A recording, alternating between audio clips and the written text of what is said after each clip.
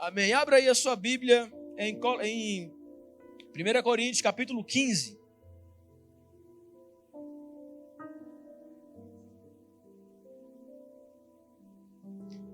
Coríntios, capítulo 15. Seu celular, sua Bíblia. O que você tiver aí. Aleluia. A palavra que eu vou trazer hoje não é uma palavra nova, mas eu tenho certeza que vai edificar a sua vida. E já Paulo dizia na Bíblia: não me canso de falar as mesmas coisas para vocês, porque é segurança para vocês. Já dizia o apóstolo Paulo. Você abriu 1 Coríntios capítulo 15, do verso 1 ao 4, a gente vai ler. Diz assim: irmãos, quero lembrar-lhes o evangelho que lhes preguei, o qual vocês receberam e no qual estão firmes. Por meio deste evangelho, vocês são salvos, desde que se apeguem firmemente à palavra que lhes preguei. Caso contrário, vocês têm crido em vão. Pois o que primeiramente lhes transmiti foi o que eu recebi, que Cristo morreu pelos nossos pecados, segundo as Escrituras. Foi sepultado e ressuscitou no terceiro dia, segundo as Escrituras. Curva a sua cabeça para a gente fazer uma oração. Pode apagar as luzes. Deixa só daqui, para ninguém ficar disperso. Quero que você tenha um foco total nesse momento em Deus. Feche os seus olhos. Pode fechar os seus olhos. Feche os seus olhos. Onde está a presença de Deus, o ambiente ele não pode ser o mesmo. Porque onde Deus está, há manifestação de poder, visível ou invisível. Não tem a ver com os nossos sentimentos. Se você está sentindo ou não, Deus está fazendo algo. Porque fé é isso. Fé é certeza. Fé não é sentimento. A fé está acima daquilo que nós sentimos. Então, se você está sentindo, tendo uma experiência com Deus agora, visível ou não visível, sentindo ou não sentindo, você não pode medir pelo fato das suas emoções, pelos seus sentimentos. Mas a certeza que nós temos, a fé, que traz a certeza que nós temos é que Deus ele está fazendo algo aqui no nosso meio. E agora, onde é que eu consigo atingir esse acesso? Como eu consigo acessar? No nível de foco em que nós temos. Porque nós perdemos as bênçãos de Deus pela nossa dispersão. Nós perdemos a bênção de Deus quando nós não estamos atentos naquilo que Deus está fazendo e falando. Então, se você quer hoje ser participante, você não quer só vir para mais um culto, eu quero que você junto comigo agora, comece a orar, fale para Deus. Fale para Deus o que foi que te trouxe até aqui. Fale para o Senhor, abra o seu coração, aquilo que você não pode me contar, mas aquilo que você só pode contar para Ele. Que é a pessoa principal ao qual você tem que desabafar. Por mais que Ele saiba de tudo, por mais que Ele te conheça melhor do que você mesmo. Mas você precisa tomar essa iniciativa. É assim que a cura é gerada. Quando nós reconhecemos que precisamos de cura e quando nós reconhecemos que só Ele tem a cura. Então nós, nesse momento, fale para Deus. Qual a região na sua vida que você ainda não está satisfeito? O que aconteceu no seu dia hoje, na sua semana, nesse mês, nesses 3 meses, no começo desse ano, que te entristece, que não te traz paz? O que é que não está te trazendo paz nesse momento? Apresenta a Deus. Eu não posso resolver os teus problemas. O pastor não pode resolver os teus problemas. Nós podemos até ser usados por Deus para te levar uma instrução, te dar uma instrução divina. Mas quem pode resolver de uma vez por todas os teus problemas é o Senhor Jesus. É o Senhor Jesus. É o Senhor Jesus que traz paz para o teu lar. É o Senhor Jesus que pode trazer cura para algum parente na sua família. É o Senhor Jesus que pode fazer com que a tua família não seja destruída, mas ela permaneça alicerçada na palavra e na presença dEle. Ah, Jesus, nós abrimos o nosso coração nessa noite, Pai. Não há espaço para máscaras aqui nesse lugar, porque de Ti não se pode esconder nada. A Tua palavra diz que os Teus olhos estão contemplando as atitudes dos bons e dos maus. O Senhor não pisca, o Senhor não perde nenhum de nós de vista. E o Senhor sabe a região em que cada um aqui, Senhor, precisa de um milagre, precisa de uma cura, precisa de um resgate, precisa de salvação. O Senhor sabe, Jesus. O Senhor sabe das nossas falhas. O Senhor sabe o quanto nós queremos a Tua presença.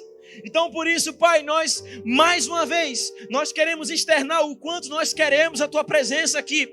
Nós queremos, mais uma vez, dizer que o Senhor é bem-vindo aqui nesse lugar, que nós amamos e que nós honramos a Sua presença, Pai. A Tua presença é do lugar onde nós não queremos sair. Toca-nos nessa noite, Deus. Guarde, Senhor, a nossa família. Guarde a nossa família, Deus. Que o Senhor levante pessoas aqui, colunas que vão sustentar por aquilo que carregam a sua família, que vão sustentar a sua casa em oração, que não vão desistir dos seus parentes. Nós sabemos que o Senhor tem algo para fazer nas famílias nesse ano. E nós queremos, Pai, começa na nossa casa, começa em nós, começa no nosso lar. Venha nos usar, Senhor, como nunca antes na nossa própria casa. Eu sei que nós oramos, que nós falamos para pregarmos o Evangelho pelo mundo, mas, Senhor, não tira de nós o sentimento de urgência da nossa própria casa, Pai. Porque o que adianta ganhar o mundo e perder aqueles que estão mais perto de nós? Então que não nos falte, Senhor, engajamento, que não nos falte, Senhor, paixão pelos nossos irmãos e parentes, no nome de Jesus, no nome de Jesus. Amém? Permaneça assim. Eu creio que nessa noite o Senhor tem algo para fazer, já está fazendo algo aqui nesse lugar. O tema da mensagem que eu vou já colocar aqui na tela, mas é um tema bem simples. O que eu vou falar é simples, porque o Evangelho de fato é isso. O Evangelho é simples. Não tem como explicar, sabe? Ir lá, dar uma viagem aqui para você entender aquilo que é simples. O Evangelho é simples. E esse versículo, ele resume, basicamente, ele resume o Evangelho.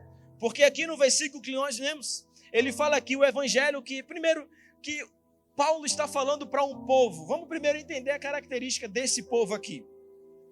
Esse povo de Coríntios, que Paulo escreveu aqui nesse texto, do capítulo 15 em diante, esse capítulo 15, ele vai tratar mais a respeito do tema da ressurreição dos mortos. De que Jesus um dia voltará, mas antes de Jesus aparecer, porque o aparecer de Jesus, né, que fala aqui, que ele voltará, na verdade, isso é após o arrebatamento da igreja, e que os santos aparecerão no céu juntamente com Jesus. E antes desse aparecer de Jesus vir a esse mundo pela segunda vez, agora com justiça, agora para julgar o mundo e para reinar, não mais como o Messias, mas como um justiceiro. Ele vem com os santos, que antes foram arrebatados, né? Foram trasladados e que ressuscitaram dos mortos para serem levados aos céus, que é o que o capítulo 15, no decorrer do capítulo, ele vai tratar, ele vai falar, que o povo estava desacreditado, estavam em dúvida se de fato existia a ressurreição dos mortos, se de fato a ressurreição era algo aceitável perante a doutrina bíblica, perante a doutrina judaica na época. E aí eles, entre si, ficaram com essa dúvida, e isso chegou até os ouvidos de Paulo, e Paulo escreve esse capítulo 15 exclusivamente para tratar a respeito desse assunto.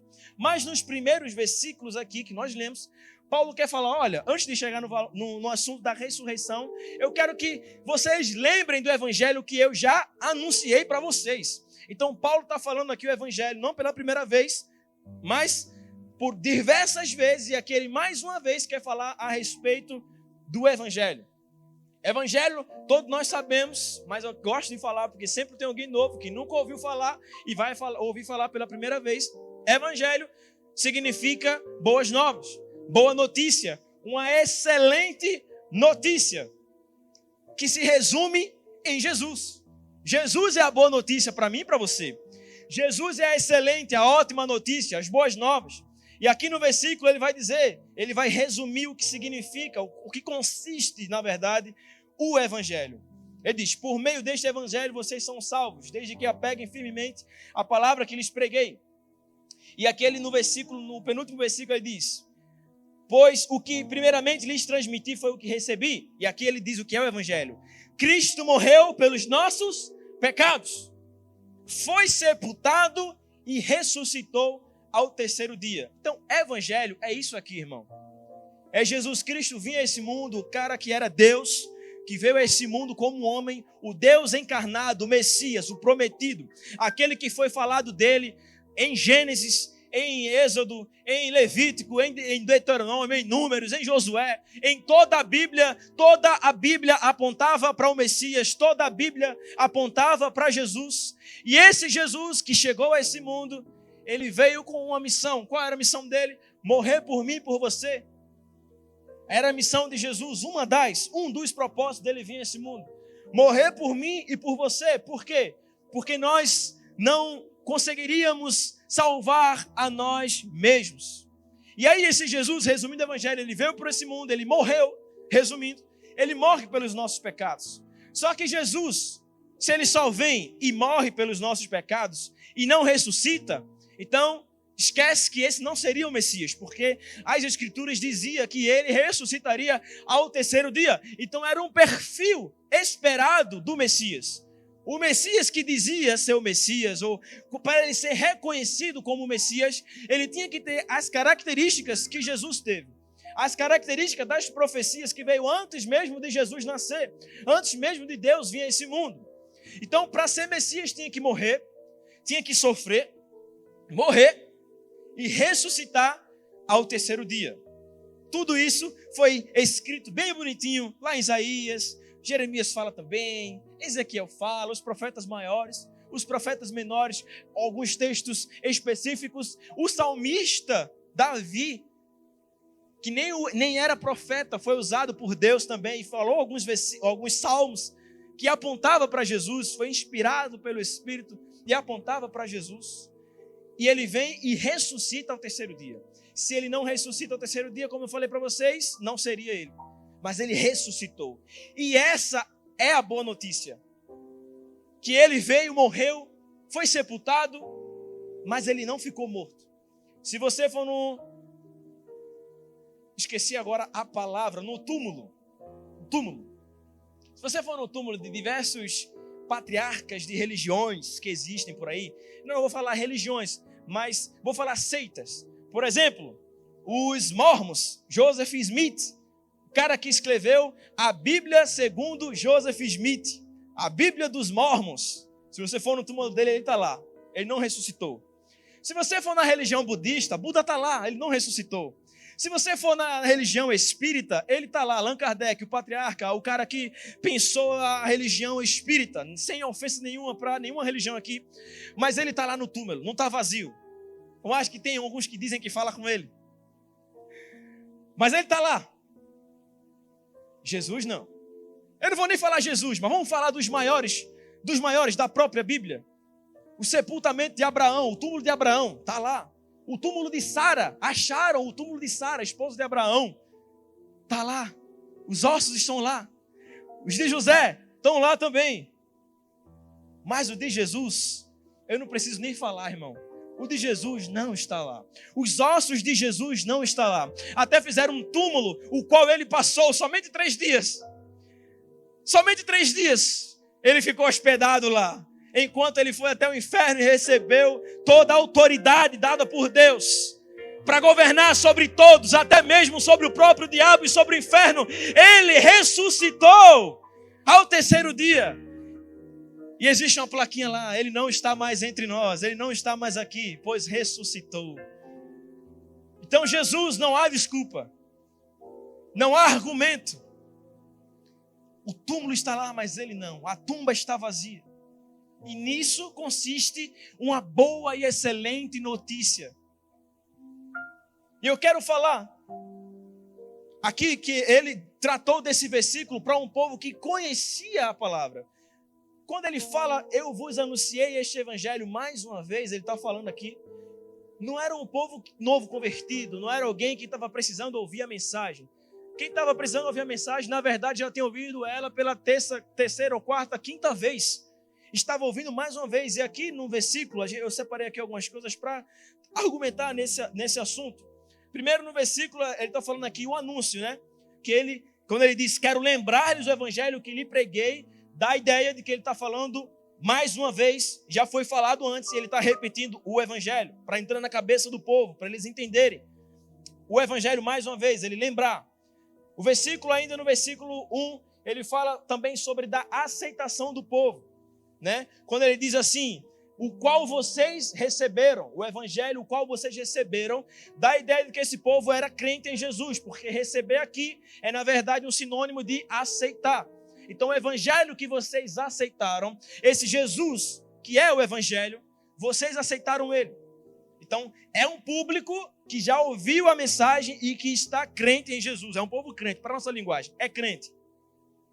E outra coisa, ele vai falar também da perseverança deles, né? No qual vocês estão firmes. Olha que interessante.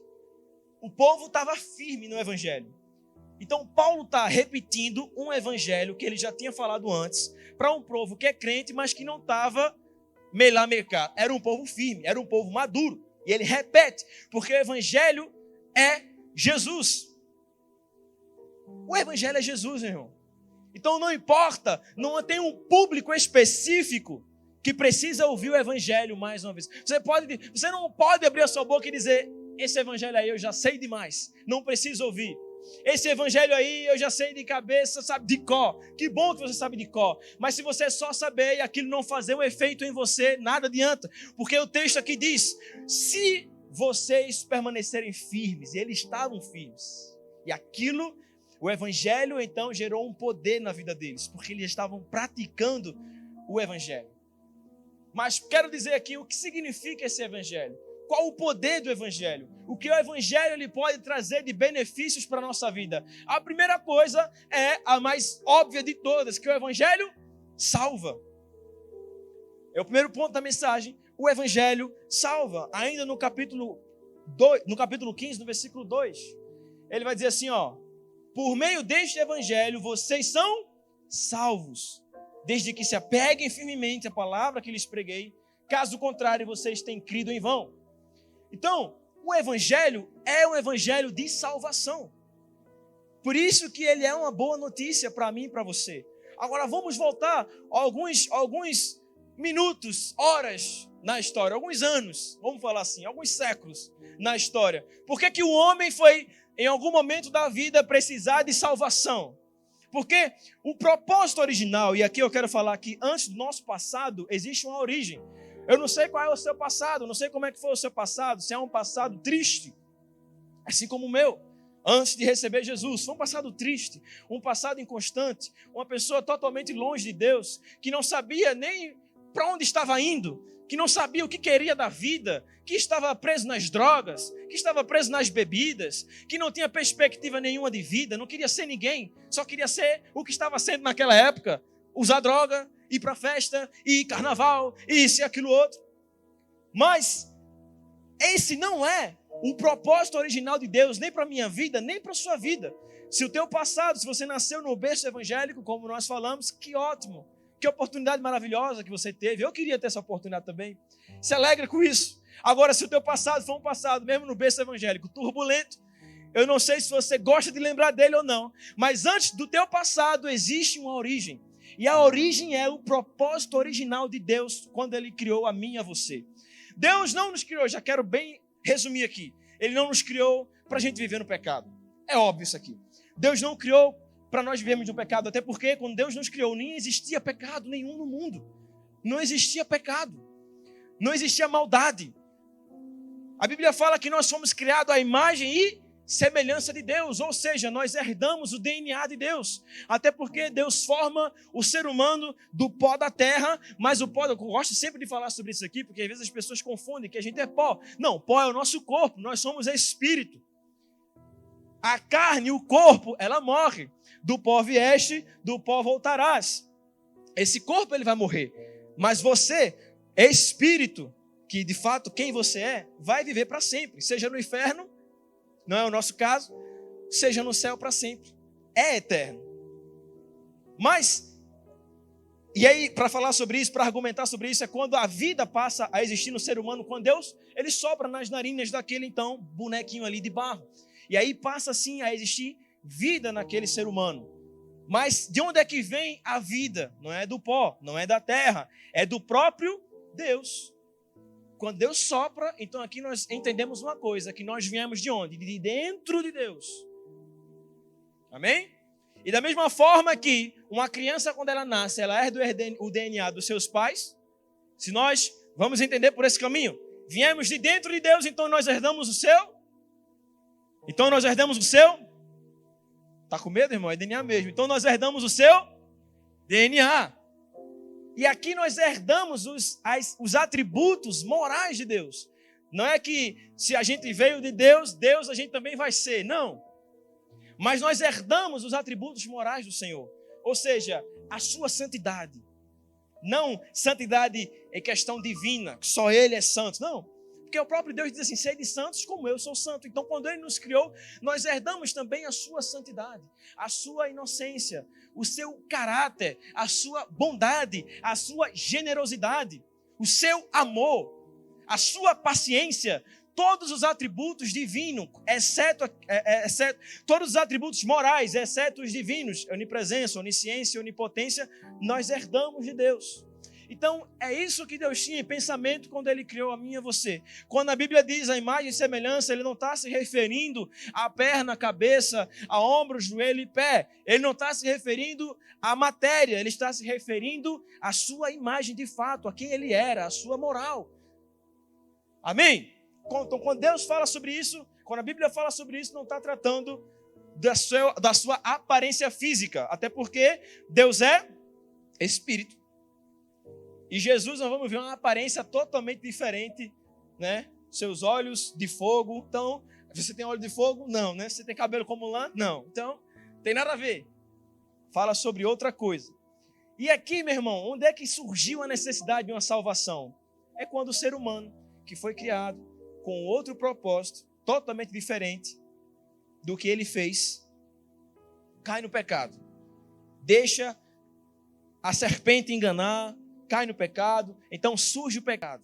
E daí em diante, quero resumir a história, e daí em diante, o homem passa a necessitar de salvação, porque quando o homem peca, o seu espírito morre. Ou seja, o espírito que estava dominando aquele ser, não passa mais a dominar, e o homem passa a ser dominado pelas suas próprias vontades, pelos seus próprios desejos carnais, passa a dominar então a sua alma, e o coração, a Bíblia diz que é o quê? Enganoso. Jeremias vai dizer, o coração é enganoso. O que eu quero talvez não seja o que Deus quer. Talvez eu estou ainda equilibrando a parada, porque na maioria das vezes o que eu quero é o que Deus não quer. E a Bíblia fala exatamente sobre o coração, sobre a alma. E esse coração enganoso era o que estava guiando o ser humano. Por isso que nós vamos ver um povo tão inconstante no deserto que estava vendo Deus com seus próprios olhos operar tantos milagres e maravilhas, e aquilo não causava efeito e mudança nenhuma na vida deles. Por quê? Porque ainda não estavam no seu estado original. Eu gosto de pensar no nosso espírito como se fosse um computador. Quando o computador ele foi criado com um sistema para um propósito, bem bonitinho. E aí, né, computador, que somos eu e você, Deus nos criou, amém? Deus foi o criador dessa máquina. E aí, essa máquina recebe um vírus. Erro, como é o nome daquele erro? Me esqueci. dá um pan, que você está fazendo, o computador desliga sozinho, erro 300 não sei o quê. Erro 404, é isso mesmo. É que eu não me lembro. Erro 404, pronto, tela azul. E aquele computador, aquela máquina, depois que recebe um vírus, e o propósito do vírus é esse, é destruir, certo? É destruir, desconfigurar. Ou seja, perde do seu estado original. Então, às vezes, na maioria das vezes, quando o seu celular está cheio de problema lá, seu computador está cheio de vírus, cheio de problema, que hoje é vírus para dar e vender, irmão. Até no e-mail, se você clicar no e-mail, é vírus. Né? Eu estou falando sobre isso porque lá no trabalho a gente cuida um pouco sobre isso e a gente recebe no mínimo 8.000 vírus por e-mail. Isso é um absurdo. 24, sei lá, é muito e-mail. E aí, quando você acessa esse vírus, o que é que acontece na máquina? Bugou tudo. Desconfigura. Já não é a mesma coisa. Já não tem a mesma eficiência. Já não tem a mesma produtividade. Já não tem a mesma velocidade. É um saco ver uma máquina, um computador lento. Amém? Por causa de um vírus. E aí, o que você faz? Qual é a lógica certa aqui? O que você faz para voltar ao estado original? Você formata a máquina, você formata o computador, você formata o seu celular. Ou, melhor palavra aqui, você reseta. E é o que de fato aconteceu conosco espiritualmente, quando nós passamos a entregar a nossa vida a Jesus. Porque quando o pecado vem ao mundo, que o ser humano dá, então surge o pecado em Jardim do Éden, em Gênesis capítulo 4 em diante. Desconfigura essa máquina e o homem já não consegue mais caminhar com as suas próprias pernas. Sacrifício de animal não seria suficiente. Em Hebreus vai dizer que os sacrifícios eram de forma paliativa, ou seja, não resolvia o problema. Era só uma falsa sensação de resolvimento de problema. Era só uma falsa sensação de perdão de pecado. Olha que profundo Hebreus está falando.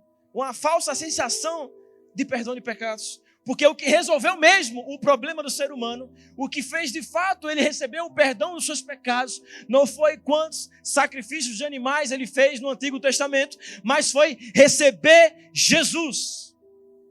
E o Evangelho é um Evangelho de salvação, porque Jesus ele morre, ele ressuscita, mas quando ele morre, ele veio para resetar a mim e a você. Ele veio para nos tornar de volta ao nosso estado original. O que Deus pensou no Jardim do Éden quando Ele nos criou. Quando nós entregamos a nossa vida a Jesus, nós voltamos ao propósito original. Porque o pecado, ele traz um muro de inimizade entre nós e Deus. O pecado, ele nos afasta de Deus. Não é isso que Deus quer de nós. Deus, quando Ele nos criou, Ele não queria doença, que é consequência de pecado. Deus, quando Ele nos criou, Ele não queria maldade, que é consequência do pecado nesse mundo. Romanos 1,16 diz: não me envergonhe do Evangelho, porque é o poder de Deus para a salvação de todo aquele que crê.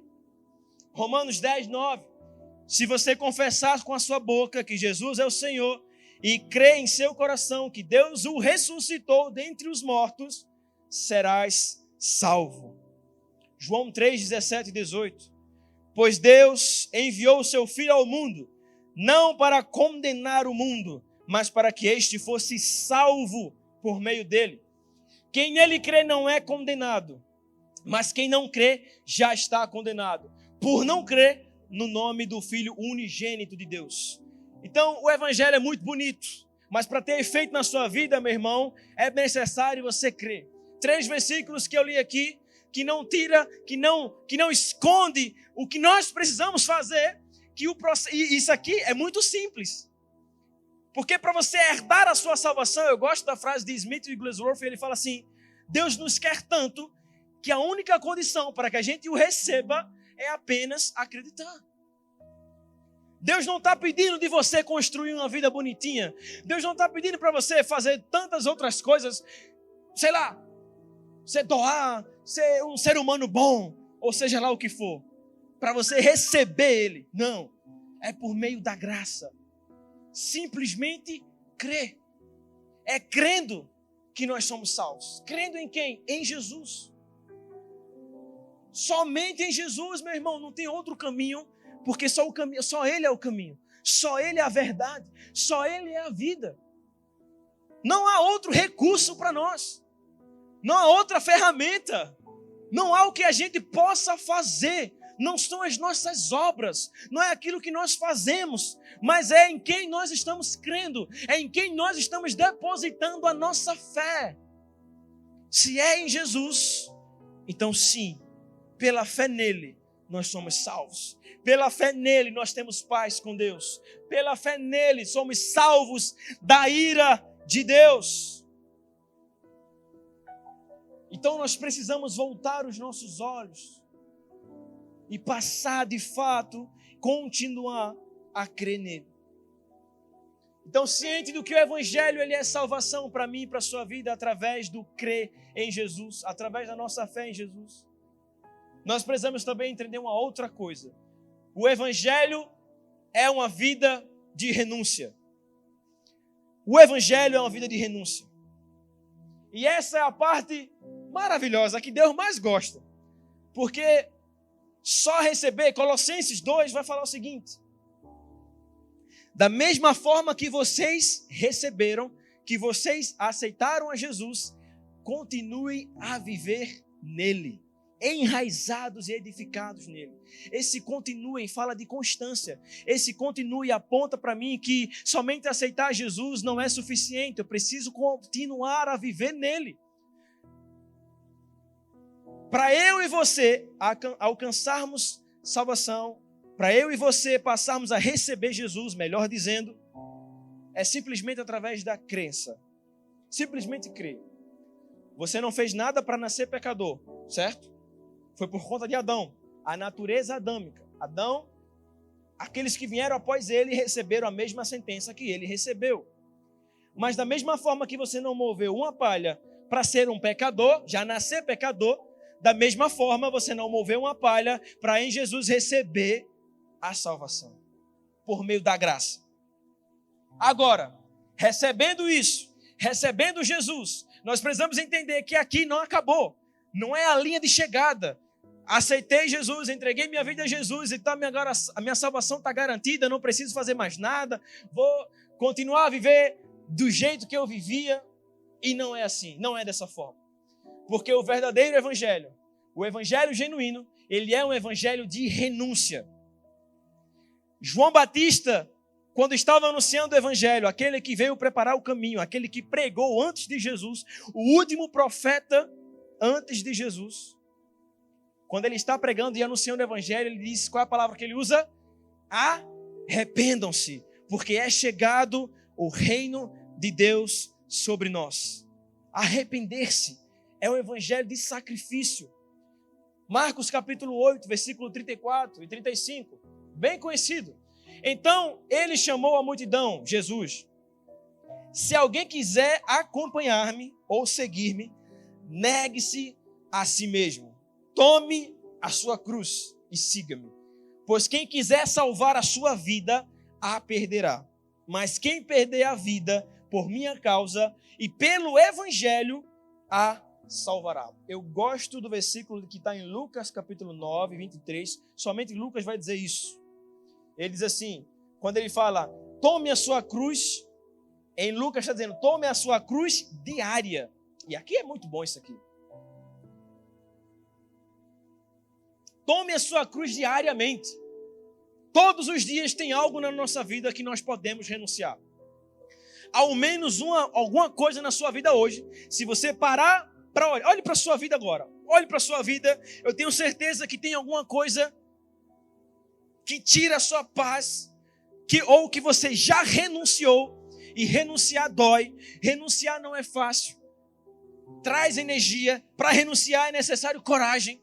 Se você de fato quer viver com Jesus, se você de fato quer ser um discípulo de Cristo, fazer o que ele fazia, ser a imagem de Deus na terra, assim como Jesus foi, eu e você diariamente precisamos renunciar algo. E renúncia aqui traz o significado de renunciar até mesmo uma coisa lícita, que é boa, que não é pecado, para que a gente possa viver de fato aquilo que Ele quer que a gente viva. Renunciar necessariamente não é renunciar ao pecado, porque renunciar ao pecado eu não preciso nem dizer que isso aqui é o óbvio. Renunciar ao pecado é o óbvio. Agora, renunciar àquilo que é bom. Vamos lá. Em alguns momentos, trazendo um exemplo aqui bem simples. Em alguns momentos na nossa vida, quantas e quantas horas nós passamos no telefone? E quantas... Agora vamos medir o tempo que nós passamos no telefone, ou assistindo série, ou se distraindo com qualquer outra coisa que é prazeroso, normal, que você pode fazer, normal. Beleza, não é pecado isso aqui. Mas você faz isso. Vamos lá. Usa... Se você pegar o seu celular agora e ver o tempo de uso, vai lá os aplicativos. Será que vai ter 2 horas, 3 horas, 4 horas? Independente da quantidade de horas que tiver, show de bola. Agora, olhe para o quanto você gasta de tempo no seu devocional, lendo a Bíblia, orando, buscando algo para alimentar o teu espírito. As horas estão batendo junto? Ou há um desequilíbrio aí? Não está equilibrado. Um está mais do que o outro. E na maioria das vezes, a gente passa mais horas no telefone do que lendo a Bíblia, irmão. E a nossa desculpa é que não lê a Bíblia em lugares turbulentos, não consegue ler a Bíblia no lugar com muitas pessoas, mas a gente consegue ver o Instagram no lugar com muitas pessoas. A gente consegue ver o WhatsApp na rua, atravessando o sinal, com o telefone na mão. Está nem se importando se vai ser assaltado ou não. Mas a gente não usa esse celular, que não é pecado, da forma correta. Não, na maioria das vezes não é saudável para mim e para você. E é por isso que criaram essa ferramenta de tempo de uso, para que venha trazer um despertamento para o povo de que passa mais tempo grudado na tela de um celular do que fazendo aquilo que de fato importa. Porque eu tenho certeza que isso aqui é algo que nós podemos renunciar. Viver uma vida de renúncia. Quando Cristo diz assim, que a gente negue a si mesmo, é muitas vezes negar a nossa própria vontade. É abrir mão da nossa vontade para fazer a vontade dele. É abrir mão daquilo que eu gosto, e muitas vezes, para fazer aquilo que ele gosta, que ele quer. Isso é negar a si mesmo. Nós não andamos conforme o padrão desse mundo, porque o que esse mundo apresenta para nós é, olha, vamos junto na levada. Vamos juntos. Há mais de 2000 anos atrás que fala que Jesus vai voltar, ele não voltou ainda. Tu acha que ele vai voltar ainda? É o tempo todo no Instagram a gente sendo bombardeado por algo que não nos aproxima de Deus, mas que na verdade nos afasta e esfria muitas vezes o nosso coração. E Jesus, nesses últimos dias, irmãos, porque a Bíblia fala que nós estamos nos últimos dias. E últimos dias, não sei para você, mas para mim é urgência. É tempo de urgência. Então é tempo para você não perder com coisas. Não perca o seu tempo com coisas que, sabe, cara, não vai ter efeito nenhum na tua vida. Não vai trazer benefício nenhum para você. Cristo, ele quer nos lembrar, o Espírito Santo, ele quer nos lembrar nesse tempo, para nós voltarmos os nossos olhos para aquilo que de fato importa, cara. Se eu sei que os dias estão se aproximando de Jesus vir a esse mundo, eu já falei aqui, nós não podemos viver de qualquer forma, nós não podemos viver de qualquer jeito. Então, para receber Jesus, é só crer, mas após crer em Jesus, o Evangelho tem que ser transformação na sua vida, porque da forma que você o recebeu, não dá para permanecer. Não importa a condição que você está quando creio em Jesus, quando o aceitou. Poderia ser o pior ser humano da face da terra. Jesus está nem lhe importando com isso. Ele quer você assim mesmo, doente. Para receber ele sim. Vinde a mim como estás. Ou seja, não tem um padrão. Deus não quer que primeiro você se conserte para você aceitar e entregar a sua vida a ele. Agora, depois que você diz sim para Jesus, você está dando todo o controle na mão dele para ele te transformar. E o Evangelho, meu irmão, me desculpe, mas ele tem que trazer uma transformação na sua vida. Esse é o verdadeiro Evangelho, porque se anunciar o outro Evangelho para vocês, como diz a própria Bíblia, eu estou falando aqui, mas é um versículo. Se anunciar um outro Evangelho para vocês, está lá em Gálatas 1:8. Se anunciar um outro Evangelho para vocês, seja amaldiçoado. Olha o que o texto está falando, porque não tem outro Evangelho, só tem um, é Jesus. E se romantizaram demais o evangelho para você, de que tudo permanece do mesmo jeito, de que vai ser só vitória, de que vai ser só bênção. Se eu te dar um microfone aqui para alguém e contar aquilo que ela passa, você vai ter uma outra visão do evangelho. Porque o evangelho sim é a vitória sobre a morte. O evangelho sim é a vitória sobre o diabo. O evangelho sim é a morte para o pecado. Já não vive mais como um pecador, mas não é isento de luta e de renúncia. Não está isento de luta e de renúncia. É diariamente, tome a sua cruz. O que é que representa a cruz? Morte. Foi o que Jesus fez. O que é que Jesus fez? Não só representa a morte, mas quando Jesus ele carrega a cruz nos seus ombros, traz vergonha, doloroso, algo que é trabalhoso, que não é fácil, porque Cristo derrubou a cruz de tão cansado que ele estava, de tão pesado que ela era. Foi necessário alguém o ajudar. E ele está dizendo para mim e para você, ei, é diariamente, cara, toma a tua cruz, nega a si mesmo. Diariamente, abra mão das suas vontades para viver a vontade dele. Diariamente, busque algo genuíno, que vai trazer transformação na sua vida. Diariamente, abra mão, até mesmo, de desejos carnais. Abra mão. O evangelho é transformação através da renúncia. Nós não estamos isentos delas. É ir na contramão desse mundo. É negar a si mesmo. Há um versículo que diz em Gálatas 2:20. E aqui Paulo está falando claramente o que é uma vida de renúncia. Em outras palavras, 2:20. Fui crucificado com Cristo. Cristo está dizendo assim, pegue a sua cruz e siga-me. E Paulo está dizendo, eu fui crucificado. A cruz que eu carrego, eu coloquei ela e me lancei nela. Fui crucificado com Cristo, eu morri. Quando Cristo morreu, eu morri junto com Ele. E agora já não sou eu quem vive, mas Cristo vive em mim. Ei, irmão, Cristo vive em você. Será que Ele gostaria de passar mais tempo no celular do que fazendo aquilo que Ele queria? Se Cristo vive em você, será que Ele enfrentaria certos lugares? Se Cristo vive em você, será que Ele não teria? Será que a ousadia dele não seria uma ousadia que nós deveríamos ter? A fé que ele tinha, nós também não deveríamos ter. Porque quando Paulo diz que Cristo vive em mim, ou seja, tudo aquilo que ele faz não tem nada a ver com ele, mas tem a ver com Cristo. Tudo aquilo que ele faz, no seu jeito de falar, na sua forma de vestir, os lugares que ele frequenta, aquilo que é falado, é Jesus fazendo através da vida dele. E ele diz, a vida que agora vivo no corpo, vivo pela fé no Filho de Deus, que me amou e se entregou por mim. Filipenses 3:8 vai além. Mais do que isso, considero tudo como perda, comparado com a suprema grandeza do conhecimento de Cristo Jesus, meu Senhor, por cuja causa perdi todas as coisas. Olha que notícia maravilhosa. Estou anunciando aí um evangelho na internet que você vai ganhar o mundo. Mas o evangelho na Bíblia aqui, meu irmão, não é tu abraçar o mundo, não. Mas é tu perder todas as coisas. Não sou eu que estou falando. Você não ficar com raiva de mim. Não sou eu. Mas está na Bíblia. Filipenses 3:8. Olhe na sua Bíblia. Está na sua Bíblia também. Cuja causa eu perdi todas as coisas. E eu agora considero a minha vida como esterco. Eu preciso dizer o que significa esterco? Esterco de cavalo, esterco de boi. Não preciso falar, né? Os irmãos entendem?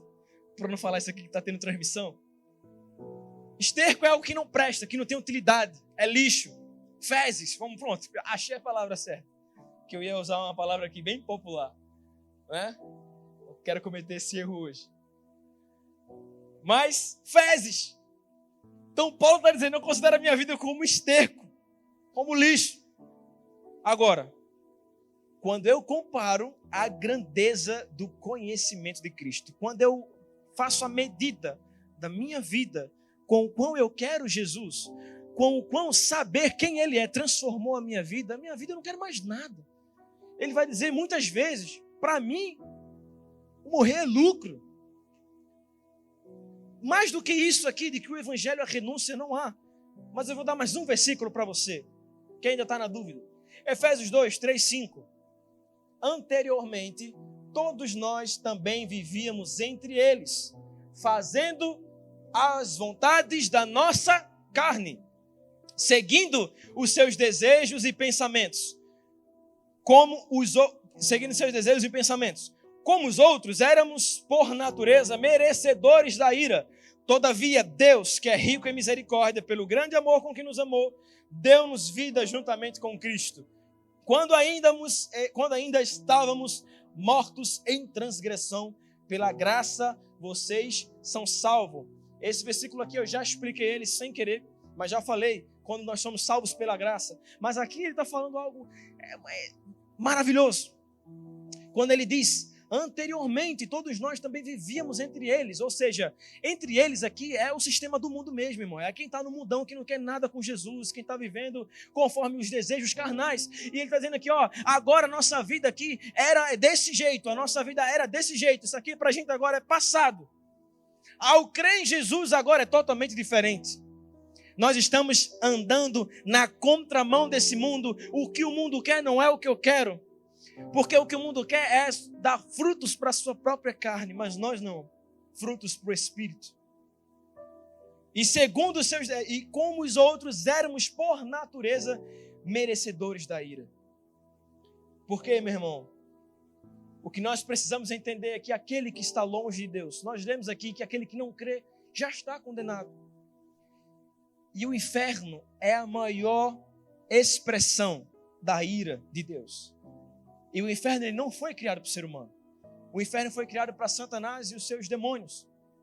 Mas todos aqueles que não creram em Jesus, que não estão vivendo conforme o padrão de Cristo. E me desculpe essa palavra ser dura, mas vez ou outra a gente tem que falar isso aqui. Porque o evangelho é isso. Eu não posso romantizar o evangelho. Outro evangelho a ser esse, eu estou amaldiçoando a minha vida. E o evangelho é esse. Quem não crê em Jesus está condenado ao inferno, mas quem crê nele não está condenado. Aquele que crê em Jesus, Romanos 8, não há nenhuma condenação sobre ele, porque Jesus levou toda a nossa condenação. Ele recebe todo o nosso pecado. E nele nós somos salvos. Aleluia. Eu não sei se você se alegra com isso, mas eu me alegro. E para a terceira coisa, para a gente encerrar e orar. Esse evangelho que salva. Esse evangelho que é um evangelho de renúncia, que vai contra a nossa natureza, que desperta viver em nós conforme o padrão divino. É um evangelho que precisa ser anunciado. E quando eu falo que o evangelho precisa ser anunciado, eu não estou me referindo aqui na igreja, porque aqui na igreja é bom demais. Você veio aqui ao culto, você vai ouvir o evangelho agora. Falei para você resumidamente, lógico, não dá para falar sobre tudo que consiste o evangelho, que é Jesus morto e ressuscitado ao terceiro dia, salvando a mim e a você. Mas esse evangelho precisa ser anunciado lá fora. Há pessoas lá fora que nunca ouviram falar de Jesus. Aqui no Brasil, provavelmente esse índice é muito insignificante. No Brasil, há igrejas em tudo que é lugar, há igrejas em diversos lugares, mas ainda há população indígena no Brasil que nunca ouviu falar do evangelho, cara. Olha que tristeza. Nunca ouviu falar de Jesus. Se você falar a palavra Jesus para um indígena isolado, ele não vai saber quem é. Não vai saber. Se você falar Deus, Jesus, não sabe, não conhece, nunca ouviu. Por quê? Porque não chegou alguém que pudesse chegar até eles e falar o evangelho. Há muitos povos não alcançados no mundo, mas eu não quero referir-me ao mundo, porque eu sei que talvez não seja uma realidade nossa aqui urgente. Mas uma realidade urgente para mim e para você é principalmente agora, nesse tempo de carnaval. Quantas e quantas pessoas nem lembram do evangelho, nem estão lembrando quem Jesus é agora. Estão nas prévias agora lá em Olinda. A festa, são as festas, estão bebendo, mas que são pessoas pelo qual Cristo também morreu. Agora, se esse evangelho precisa ser anunciado, porque a palavra diz, ide por todo mundo e anunciai o evangelho, ou pregai o evangelho a toda criatura. Não há um público específico. É toda criatura. Quem que vai fazer isso? Quem que precisa? Quem que tem a responsabilidade de anunciar o evangelho? É os anjos? É o pastor? É o líder? É o líder de departamento? É o seu pai, a sua mãe que anunciou a você? Não, irmãos. Assuma a responsabilidade. Todos nós que entregamos a nossa vida para Jesus, precisamos anunciar o Evangelho a toda criatura. Aos que estão perto e aos que estão longe. Aos que são fáceis, que recebem fácil a mensagem, e aos que não recebem. Aos que não querem nada com Deus. Porque o Evangelho é Jesus, e Jesus veio para todos. E eu não posso limitar o Evangelho a um público na igreja. O Evangelho não é somente uma mensagem. Se o Evangelho é Jesus, você e eu, nós encarnamos o Evangelho em nós. Se o Evangelho é Jesus, Jesus habita em você, onde você está, Jesus também está. E se Jesus está onde você está, o Evangelho tem que ser anunciado, cara. Então você com a sua própria boca, com a sua própria iniciativa, com as suas próprias pernas, tem a responsabilidade de anunciar. Se você está em Cristo hoje, se você já entregou a sua vida para Jesus, isso aqui não é opcional para você, é a sua missão de vida. Se você está vivo hoje, não é só para você continuar vivendo na presença de Deus. Isso aqui é o principal, de fato, continue a viver nele. Mas enquanto você ainda vive nele, enquanto você estiver em vida, anuncie as boas novas. Marcos 16:15 diz, e disse-lhe: vão pelo mundo e preguem o Evangelho. A todas as pessoas, quem crê e for batizado será salvo, mas quem não crê será condenado. A sua missão não é salvar ninguém, porque quem salva é Jesus. A sua missão é anunciar. E anunciar, às vezes, também é um ato de coragem. Anunciar o Evangelho também é renúncia. Porque o que a tua carne quer não é anunciar o Evangelho. Há em nós um conflito da carne e do Espírito. E a tua carne não quer pregar o Evangelho para o teu irmão. Porque a tua carne não se importa com essas coisas. Mas o Espírito não, meu irmão. O Espírito, ele quer aquilo que o Espírito de Deus quer. Ele vive conforme o padrão divino. E ele desperta em você essa necessidade, a urgência de anunciar o Evangelho. 1 Coríntios 2:4, porque aqui o Evangelho era anunciado e Deus ele nos empoderou para anunciar o Evangelho. Veja que interessante, 1 Coríntios 2:4. Paulo falando para eles, para os coríntios: minha mensagem e minha pregação não consistiram de palavras persuasivas de sabedoria, mas consistiram de demonstração do poder do Espírito. 1 Tessalonicenses 1:4. Sabemos, irmãos, amados de Deus, que Ele os escolheu porque o nosso Evangelho não chegou a vocês somente em palavras, mas também em poder, no Espírito Santo e em plena convicção. Vocês sabem como procedemos entre vocês em seu favor. Então Paulo está falando aqui, vocês que estão em Cristo, salvos, vocês precisam anunciar o Evangelho. Mas vocês, quando for anunciar o Evangelho, vocês precisam entender alguma coisa. Se Jesus está com vocês, usando a boca de vocês, Ele empoderou também vocês para anunciar o Evangelho. Não é palavras convincentes, somente palavras convincentes, persuasivas, é o que ele está querendo dizer aqui. Não é palavra de sabedoria, mas é palavra e demonstração de poder. Porque o Evangelho, irmãos, nós lemos aqui em Romanos 1:16, é o poder de Deus. O Evangelho não é só uma mensagem, não é só a mensagem de Jesus, mas o Evangelho é o poder de Deus. E quando você anuncia o Evangelho, você está anunciando o poder de Deus. E o Espírito que Deus derramou sobre nós, ao entregar a nossa vida para Ele, não é um espírito de medo, mas é um espírito de ousadia, de poder, de equilíbrio. Está lá em Timóteo. Então, você precisa entender, meu irmão, que quando você abrir a sua boca, onde você está, não é só você que está lá, Jesus está com você. E aquilo que sai de você tem poder para transformar. O Evangelho que transformou a tua vida quer transformar a vida de outros através da sua vida. O Evangelho que te salvou quer salvar outros através da sua vida. Então aquilo que você carrega não é qualquer coisa, mas você carrega o poder de Deus. Por isso que a Bíblia diz que você é luz, luz do mundo. E onde a luz está, há uma transformação de ambiente, porque não há mais espaço para as trevas. Onde a luz está, as trevas batem retiradas, porque na verdade as trevas é a ausência de luz. E onde você está, meu irmão? Cara, Jesus, quando eu estava preparando essa mensagem, Deus, de uma forma poderosa, Ele reafirmou isso no meu coração, porque eu repito, isso aqui é óbvio que Ele queria isso de mim e de você, mas Ele reafirmou no meu coração uma convicção ainda mais forte de que Deus, Ele quer levantar a nossa juventude aqui para anunciar o Evangelho nas universidades. E para isso, nós precisamos entender que sim, existe um sistema do mundo naquele lugar, existe um sistema pecaminoso naquele lugar, mas onde você está, você precisa entender que você está ali representando o Evangelho, que é o poder de Deus. E quando você chegar naquele lugar, você precisa chegar, meu irmão, não disperso, mas você precisa estar ligado espiritualmente e começar a profetizar naquele lugar, que aquele lugar vai ser alcançado, que aquele lugar vai ser transformado por aquilo que você carrega, cara. Por aquilo que está dentro de você, a sua casa. Deus quer transformar a sua casa. Meu irmão, você carrega a chave de transformação.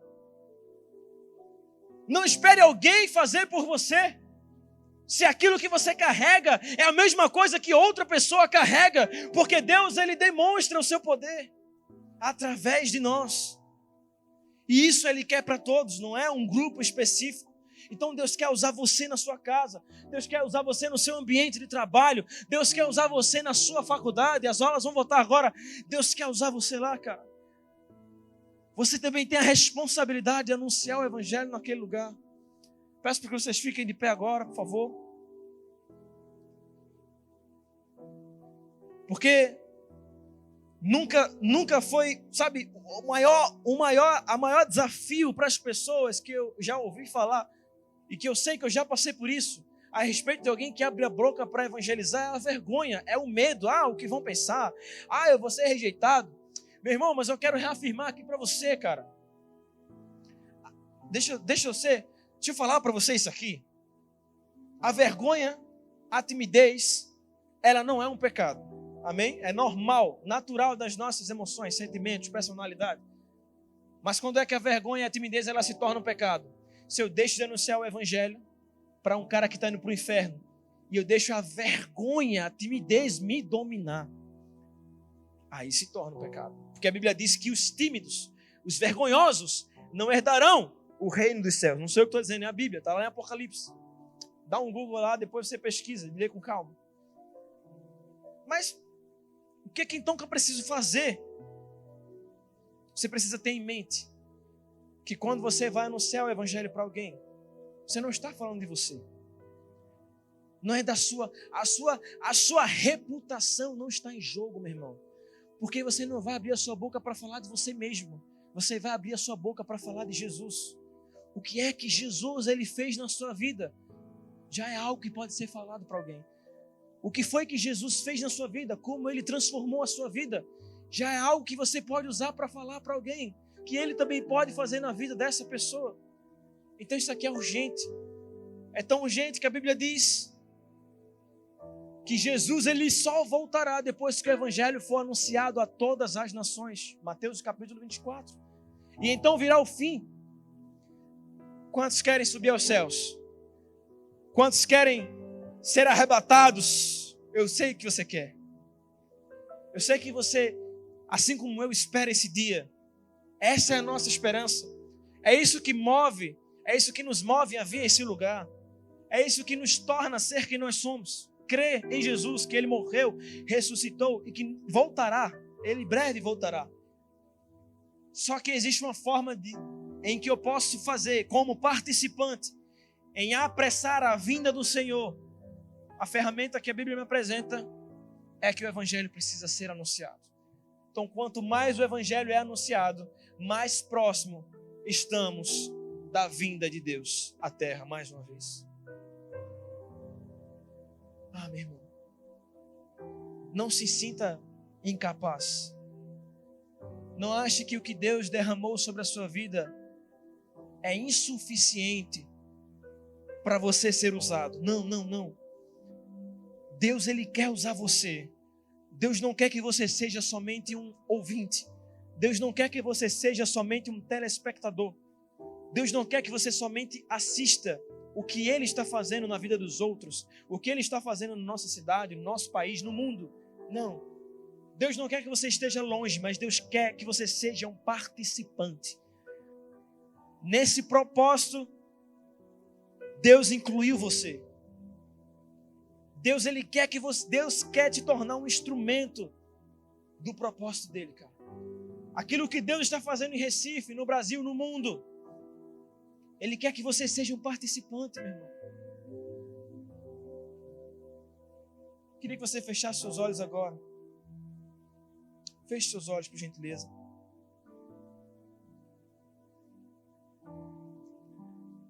Antes da gente louvar aqui ao Senhor, eu não posso deixar de fazer um convite, mas depois eu quero fazer um outro convite. 2 convites. Mas primeiro eu quero saber aqui, você que está aqui nessa noite, que ouviu esse evangelho de salvação. Não existe outro salvador para você senão Jesus. Não existe outro. Só Jesus fez por você o que ninguém poderia fazer. Saiu da sua glória dos céus, veio a esse mundo e morrer por mim e por você. A Bíblia vai dizer em João que Ele veio com esse propósito, para sofrer. Jesus, Ele veio para sofrer. A Bíblia diz isso. Ele veio para esse propósito, para sofrer por mim e por você, para que eu e você hoje pudéssemos ter vida. Porque se Jesus não morresse por nós, meus irmãos, nós não estaríamos aqui agora. Qual seria o nosso destino se Ele não morresse por nós? Eu sei que você sabe. Não seria estar vivo aqui e agora. O mundo não existiria mais, porque já se despedaçaria na sua maldade. Mas Ele veio e Ele morreu por mim e por você. Nos salvou. Recebeu toda a condenação do pecado que estava sobre nós. Nos curou das nossas enfermidades espirituais. Nos deu a nova vida. Nos deu esperança. Salvação eterna para nossa casa, para nossa vida. E a palavra diz: vinde a mim como estás. Jesus agora não está se importando como está a sua vida, porque a palavra diz que Ele veio para os doentes, para aqueles que de fato precisam. Não veio para os sãos. Agora, desse jeito que você está assim mesmo, todo bagunçado, tudo fora do lugar, é desse jeito que Jesus quer você, para Ele transformar a sua vida. E isso eu lhe garanto, Ele vai transformar a sua vida, se você der liberdade para Ele transformar. Ele vai transformar a sua vida, cara. Dar uma nova perspectiva de futuro. Mudar a sua casa. Eu já passei por essa decisão. A Bíblia diz que nós precisamos confessar. É um ato de confissão. Público, um ato público, de que Ele, reconhecendo Ele como nosso Senhor e Salvador, e dessa forma nós podemos ser salvos. Então, se você está aqui nessa noite, você quer tomar essa decisão, eu vou te dar um tempinho para você sair do seu lugar. E nesse momento, ninguém vai estar se importando também como está a sua vida. Eu não quero que você se abra comigo. Você não vai vir aqui para se abrir, para falar. Não. Você só vai sair do seu lugar e vir até aqui. A gente vai orar por você, te abraçar e vai caminhar junto com você. Ah, Júnior, eu já tomei tantas vezes essa decisão. Eu já fui na frente, já recebi Jesus, depois eu voltei e me afastei dele. Passei a viver distante de Jesus. Depois, em um outro momento, eu fui lá e aceitei de novo. E depois me afastei de novo, cara. E aí eu fui de novo e me afastei de novo. Meu irmão, não importa quantas vezes você já fez isso. Não importa. Esqueça o que já aconteceu na sua vida até hoje. Jesus, Ele quer salvar você. E o que importa é a decisão de agora. O que importa é o hoje, é o agora. Tente mais uma vez. E nós estamos aqui para te ajudar, para caminhar com você. Você não vai entrar sozinho nesse barco. Nós estamos contigo. Nós nos comprometemos a caminhar com você. Se eu estou aqui até hoje é porque pessoas também me estenderam as mãos e me ajudaram, cara, a chegar até aqui. Eu também precisei tomar essa decisão. Eu também precisei renunciar toda a minha vida. Então, se você está aqui nessa noite, quer tomar essa decisão, sai do seu lugar agora. Vou pedir para o pessoal do louvor iniciar uma canção. E se você quiser tomar essa decisão, você pode vir até aqui à frente. Amém. Aplauda o Senhor. Já temos uma vida aqui. Glória a Deus. A segunda pessoa. Eu sei que tem mais gente aqui. Jesus, Ele quer você. Não tem como você fugir. Você já tentou fugir várias vezes. Mas o amor de Jesus te atraiu até esse lugar hoje, cara. Tome essa decisão. Aleluia.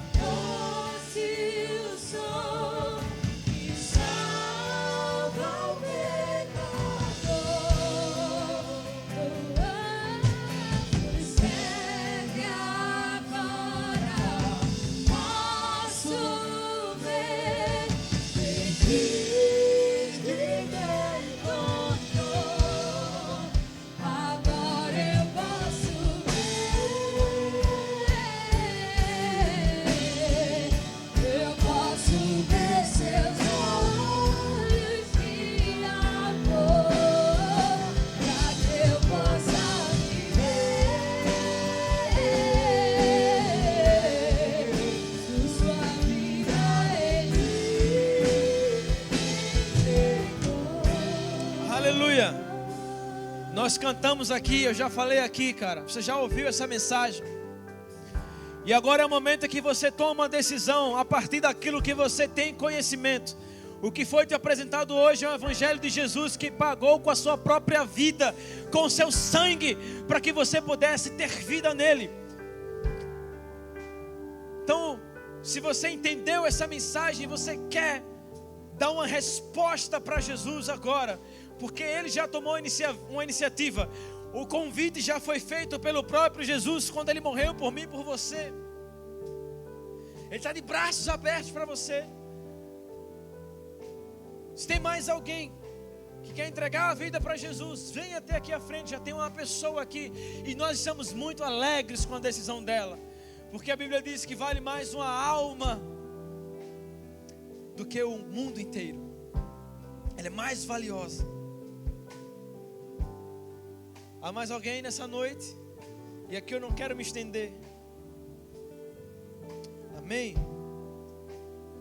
Vamos orar por ela. Senhor Jesus, aqui está a tua filha que tomou a decisão hoje, entregando a vida dela para o Senhor. Nós oramos para que o Senhor venha guiar os seus passos, Pai. Que a partir de hoje o Senhor venha transformar a vida dela, Senhor. Que o Senhor venha se revelar a ela, Pai. Que ela venha ter a convicção de quem o Senhor é. Espírito Santo, que ela venha dar passos de profundidade no relacionamento contigo. Que cada vez mais o Senhor venha trazê-la para mais perto de Ti, Deus. E que a partir da vida dela o Senhor venha transformar também a sua casa. Assim como o Senhor fez com aquele cárcere, o carcereiro que libertou, quando Pedro foi liberto, o que fazer para alcançar a salvação? E o Senhor, através da vida de Pedro, disse: "Se crê em Jesus e será salvo tu e a tua casa." Que o Senhor faça isso também, Deus, através da vida dela. Que a casa dela seja alcançada, que os seus amigos sejam alcançados, que a sua família seja alcançada por aquilo que ela carrega nessa vida, Pai. Escreve o nome dela no livro da vida, no nome de Jesus. Você diz amém, filha. Deus te abençoe. Aplauda ao Senhor pela vida dela. Olhe para trás, essa nova família que você recebe hoje. Nós vamos caminhar com você, amém? Leva ela lá na salinha para a gente pegar o nome dela, o contato. Gente, antes da gente encerrar, e eu quero só, caso você queira, o Senhor colocou no meu coração de chamar aqui à frente pessoas, porque eu sei que às vezes existe em algum momento na nossa vida que a gente sabe que não está legal. E esse é o momento que você vai olhar para você e ninguém aqui está para apontar o dedo para ninguém. Pode continuar no fundo musical. Aqui a gente não está para apontar o dedo para ninguém, mas aqui a gente está para levantar uns aos outros, cara.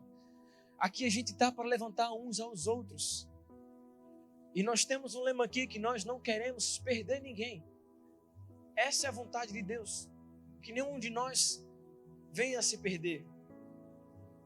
E se você hoje olha para a sua vida e sabe que precisa, não está do jeito que,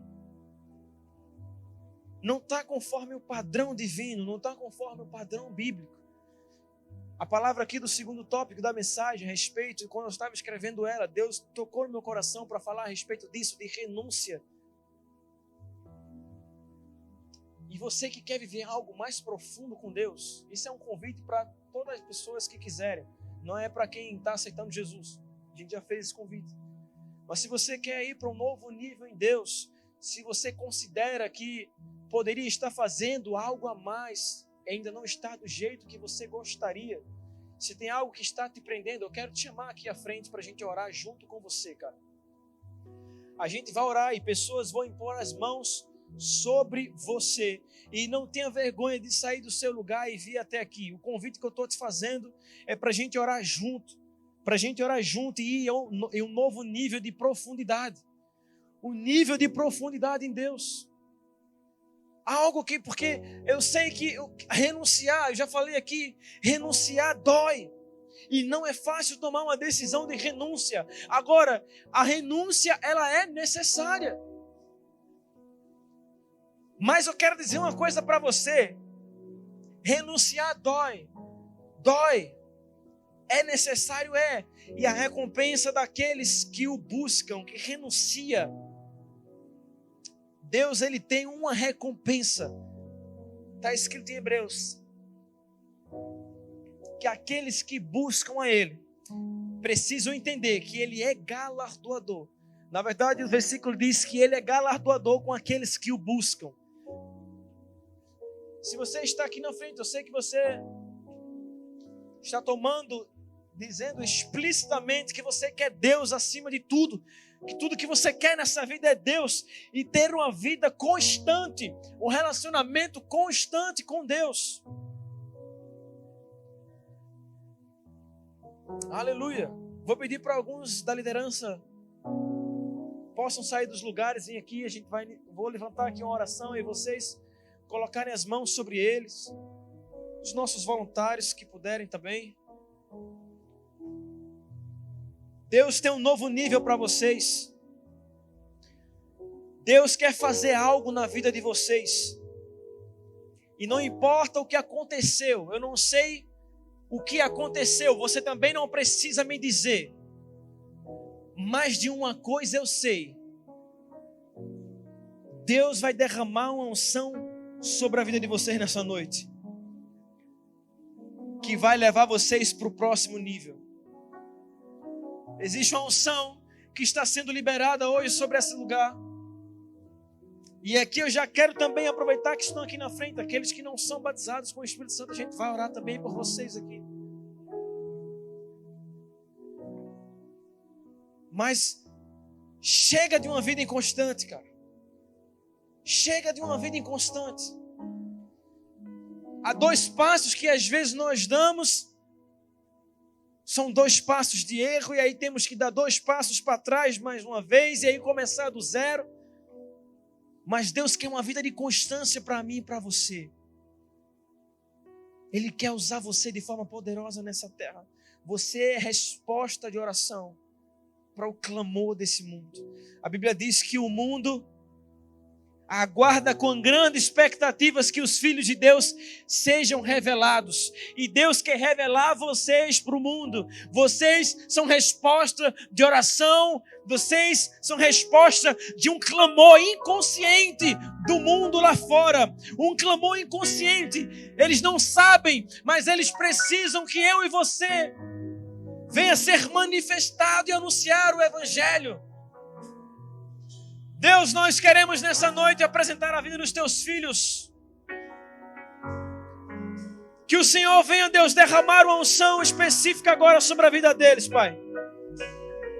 Que onde eles estiverem, Deus, não sejam somente eles, mas que seja o Senhor através da vida deles. Que o Senhor os leve a um novo nível de unção. o novo nível, Deus, da tua graça. Que o Senhor venha transbordar a tua presença, Deus, na vida deles nessa noite. Uma vida de constância. Uma vida de empoderamento do reino. Ora babaxeira catarala babababa sarala bababa. Deus tem mais. Deus tem mais. Deus tem mais. Deus tem mais. Deus tem mais. Começa agora a abrir o seu coração para Ele. Abre o seu coração. Fale o quanto você o quer. Fale o quanto você o deseja.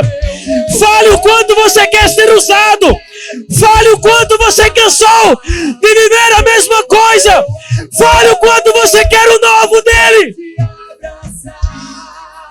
Ora babaxara la babababa. Ele tem mais. Ele tem mais. Ele está derramando mais. Oh! Sim, Deus! Sim, Deus!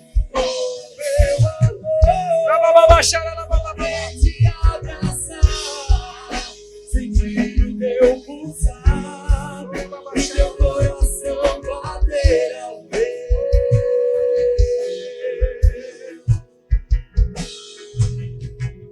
Eu me rendo a ti perante os homens, perante tudo. Isso, Deus, derrama mais.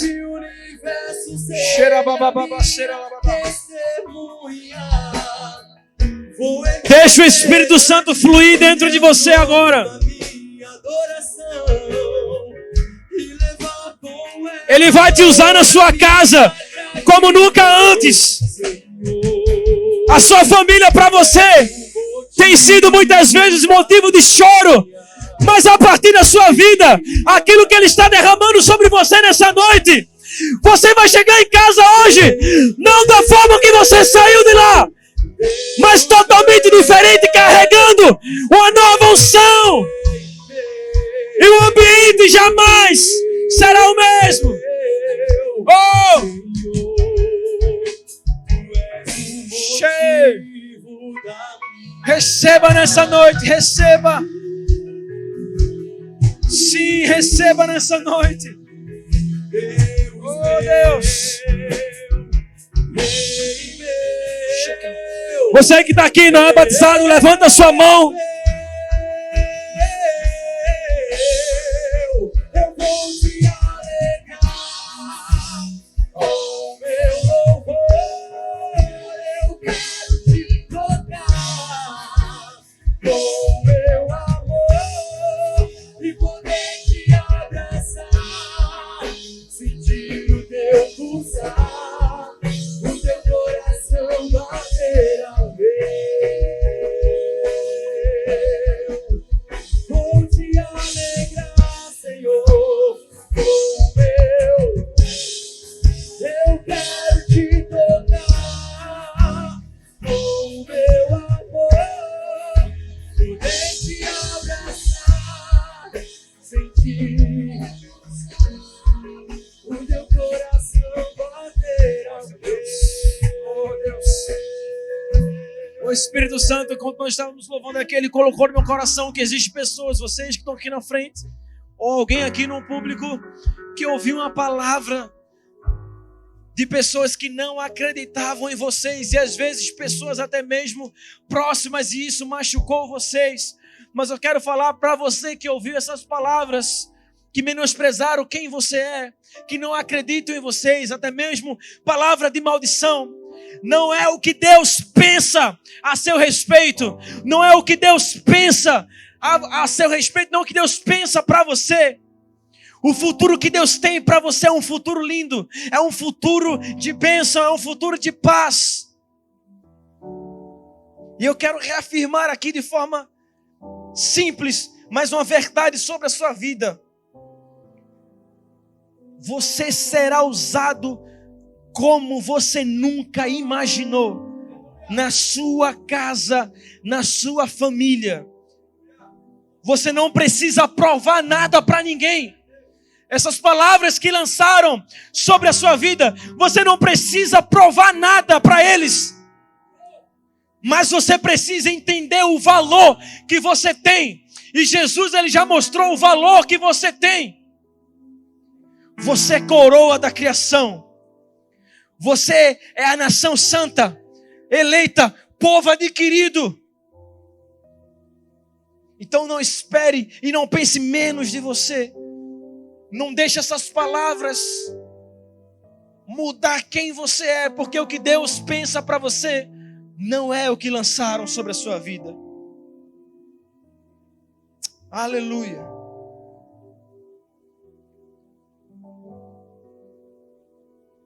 Glória a Deus.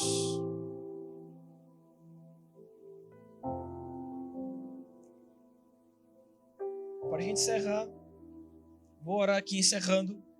E você vai ficar disponível, se você quiser sair do seu lugar, fazer o que você quiser fazer, ir para casa, comer um lanche ali. Mas se você quiser ficar aqui na frente ainda em oração, você fique à vontade. Vamos orar. Senhor Jesus. Gente, só um perdão. Tem um aviso aqui que eu acabei esquecendo.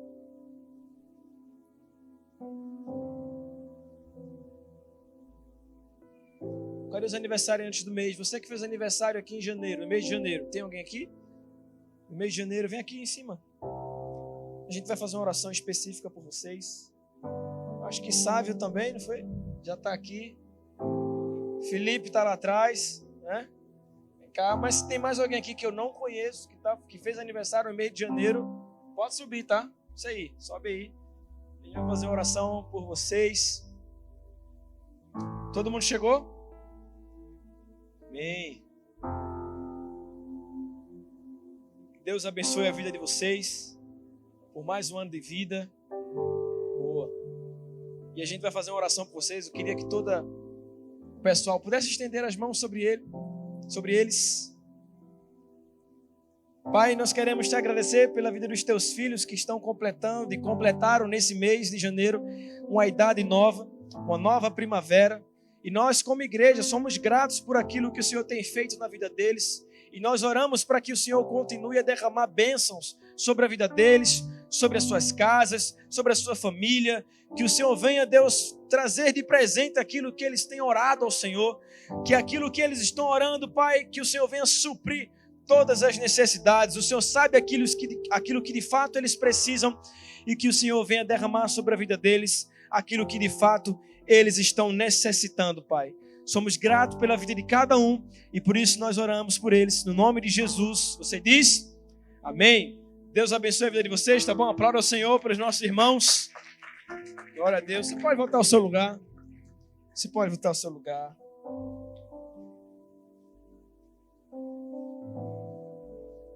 Lá no final, pode acender as luzes, pode acender. Lá no final, se você quiser, não vai embora rápido não, tem lanche ali. Se você quiser, tem um cafezinho ali também. O café é 0,800. A bolachinha também é 0,800. E você, de brinde, vai receber aí uma palavra profética, um versículo para você. Então, passa lá no Connect Coffee. Tem também ali, tá tendo também ali cantina, vendendo alguns lanches. Tem algumas pulseiras ali também para vender. 2 por 10. E a pulseira, a unidade está R$7.